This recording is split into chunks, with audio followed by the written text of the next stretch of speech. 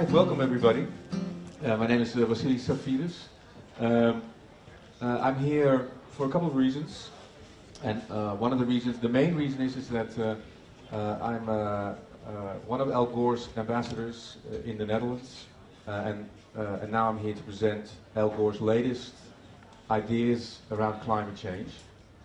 This is the reality that I'm going to show you. Pakistan, do you remember that incredible flood that happened in Pakistan in 2010?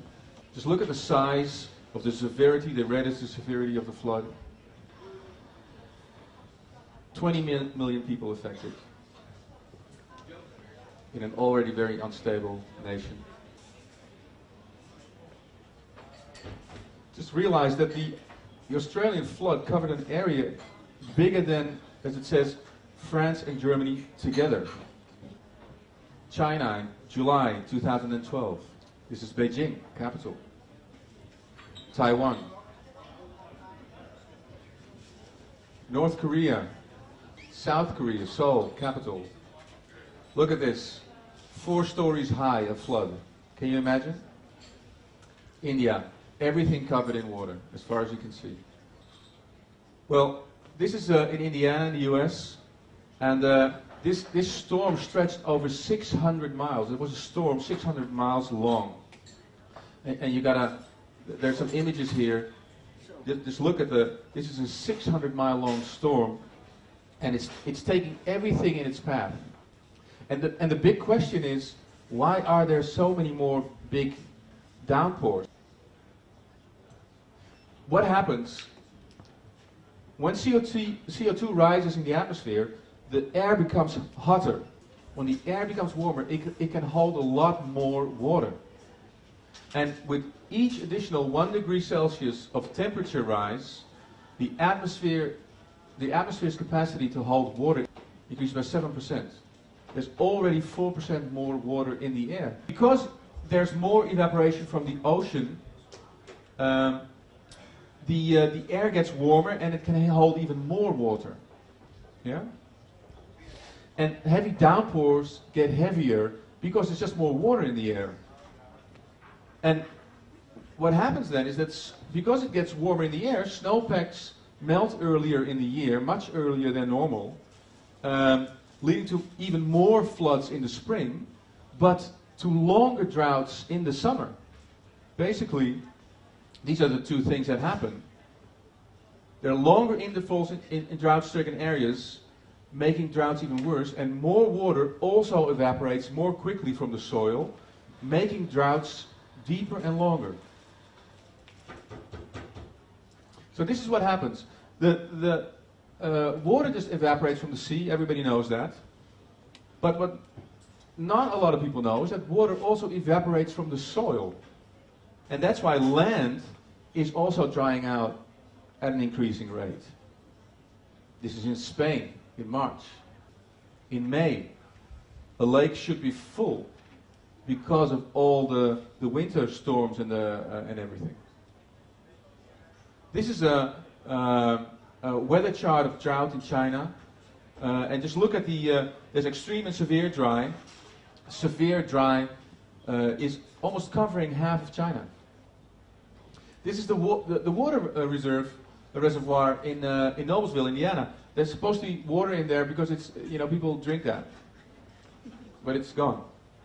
And this is just another picture of a dry river, but actually this is an important picture of a dry river because you have to realize that this is the entry point of 2 rivers coming together, creating the Amazon River. The biggest and one of the most important rivers in the world. And there's no water at the entry point of the Amazon River.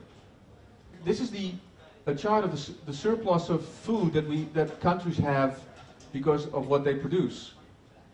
And just realize that North America and South America and Australia have a surplus in food. They have more food than they can eat. So they export that to countries like the Netherlands, for example. Because if you look at the other countries, they don't have a surplus of food. They actually need food from other countries. So the moment there are fires in North America and floods in South America and fires in Australia, the food prices will go up here. They have to. Because it's just our basic economy. That's how it works. there's another relationship between the heat, because we can all imagine if the soil is dry, plants cannot grow. But actually there's another economic consequence to the increased temperature. And that's what we've been discovering just for the last couple of years. Many plants, many of the vegetables that we eat, die of heat stress before the ground is dry, because they're not built to deal with these extreme temperatures. So heat stress is actually killing the food or the plants that we eat before the ground is dry. So, you know, our whole ecological system is based around a constant in temperature. For 10,000 of years, there has been a reasonably constant temperature. And everything that has been growing and developing, everything that we developed, is actually based around this constant in temperature. Yeah? Just realize all the cities that we've built have been built around lakes and rivers and near mountains because there was a constant in temperature and we could rely on constant factors. But what happens when all these constant factors change? Well, this is the global drought seen from the outside of our planet on November 11th. From November 11th to July 2012, and you see yellow is the minor drought, and of course red is the extreme drought around the globe. And just realize how many people are affected by drought. I can't even pronounce the number. This is the expected drought condition 2030-2039, and because we're in Europe, just have a look at what the predictions are for Europe. To 60, 69. I just want to make you aware of the fact that what is colored in there in the European area around the Mediterranean is even drier than the Sahel Desert. Every academy in the world actually recognizes anthropogenic global warming. So warming caused by human beings.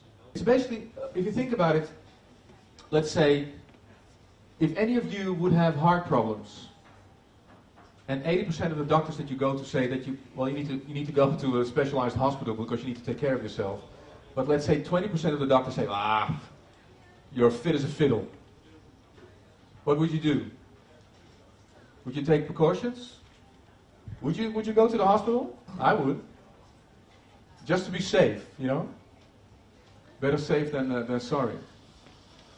Well, there are some people who say that it cannot be man-made, and it has to be something else.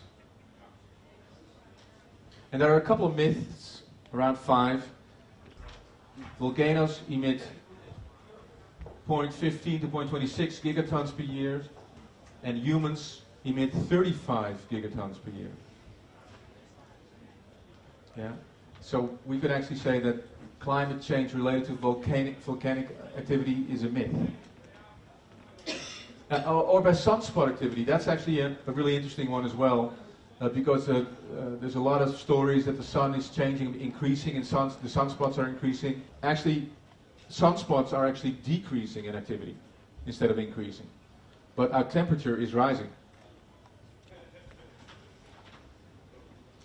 Well, and there's the idea that there's just computer models. But actually, looking at climate change, you have to look at a lot of parameters in society. And all these parameters are changing. These are all factors that have individually been measured. Ocean temperature, sea ice extent, snow cover, ocean heat, inland lake temperature, sea level rise, glacier volume is diminishing, tropospheric air temperature, specific humidity is rising, temperature over land is rising, stratospheric air temperatures are changing, sea surface temperature changing. So all these factors are not computer models, they're just basic facts. We don't have to do a lot, we just walk outside and you measure it, period. There's another myth that CO2 is completely harmless for us.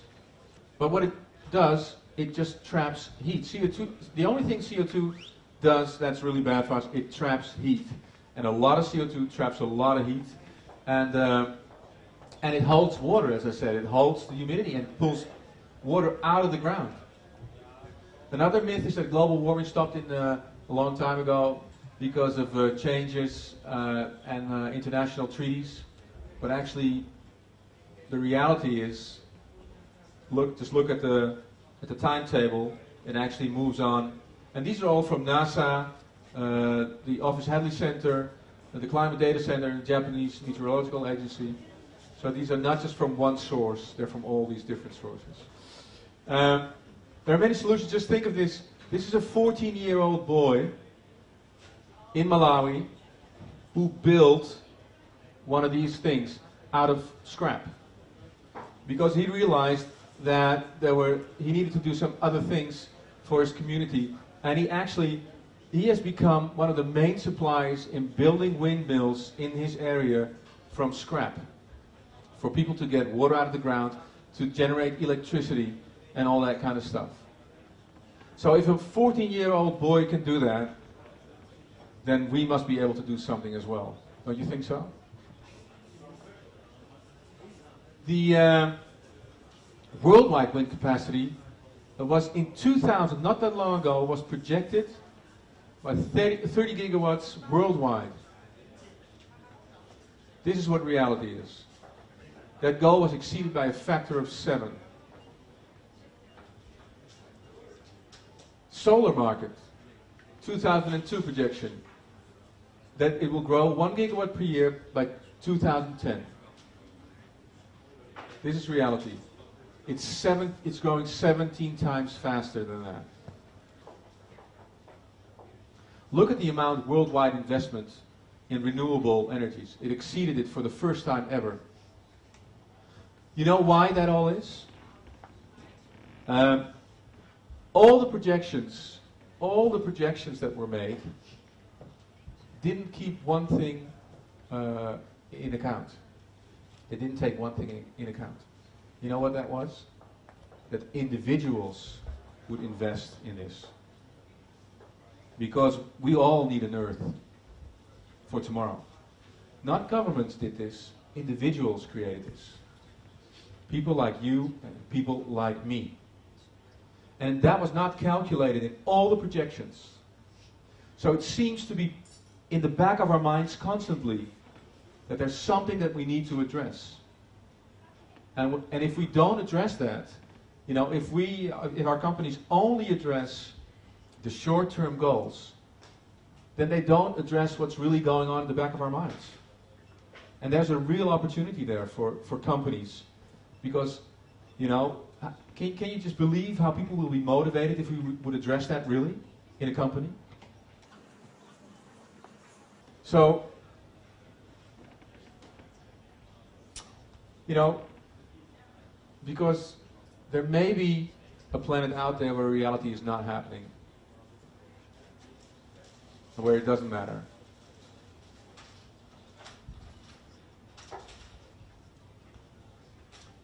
But it's not this planet.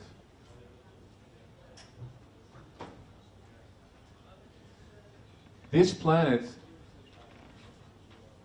is the only one we'll have to cherish, to pass on to our children, to nurture, and to pass on to their children. That's the reality that we have to live in. Well, I've come to the end of this presentation, and I hope you got a little bit of an idea of what we're facing. And if you look at the lower needs that we have, you know, you guys know Maslow? Yeah, you all know Maslow. Huh? We have survival needs. We need food, we need safety, we need all these kind of things. And if we don't feel safe, if we feel threatened, we get really uptight. If you look at Maslow at the higher needs, we all have a deep desire to do something good with our lives. And we have a deep desire to contribute something to our loved ones, to our children, to the people around us, to the world around us. But the thing with that motivation, it's much more difficult to facilitate. But once we are able to facilitate that, it becomes really strong. So this is the ultimate self-actualization crisis, because we can solve two motivational problems at the same time. The first one is, if we take care of this, we will make sure that we are all safe. Not just today, but tomorrow, and our children will be safe. And if we take care of this, we will fulfill our biggest need, and it is our need to contribute to something that is good. And then you have motivation just like that. So, well, I hope you enjoyed this. And it's going to be on YouTube, so please send it around, because the more people who know about this, the more we can do about this. Thank you. Thanks.